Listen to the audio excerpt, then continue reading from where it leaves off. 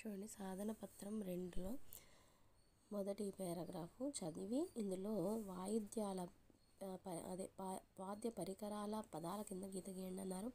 Harmonium మధ్యల తాళాలండి, వీటి కింద అండర్లైన్ చేయించాలి. తర్వాత ఇక్కడ చూడండి పై పేర ఆధారంగా వచనం మార్చి రాయండి అన్నారండి.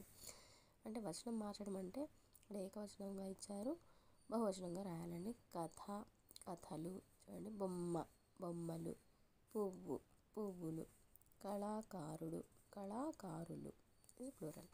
ఆ విధంగా మళ్ళీ ఇక్కడ చూడండి సంయుక్తాక్షర పదాలు ఇచ్చారండి, గుర్తించి రాయాలి. పేపరాలు మధ్య ఒకటి ఇచ్చాడు.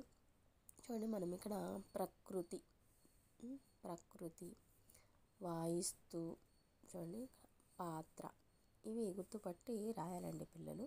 ఈ విధంగా చూడండి నిఘంటువు ఆధారంగా కింది పదాలకు అర్థాలు రాయండి. చూడండి ఇవి పాఠ్యపుస్తకంలో టెక్స్ట్ బుక్లో ఉన్నట్లయితే చూసి రాయించాలండి, లేకపోతే టీచర్స్ చెప్పాలండి. ఇది అడుగు అంటే పాదం, కీలక పాత్ర అంటే ముఖ్యమైన పాత్ర అండి.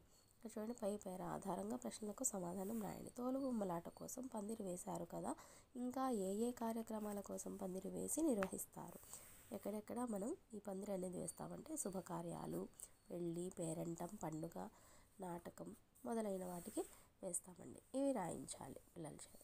తర్వాత మళ్ళీ ఇక్కడ గీతల్లో అందంగా రాయాలండి. చేతి రాత కోసం ప్రాక్టీస్ కోసం ఇచ్చారు.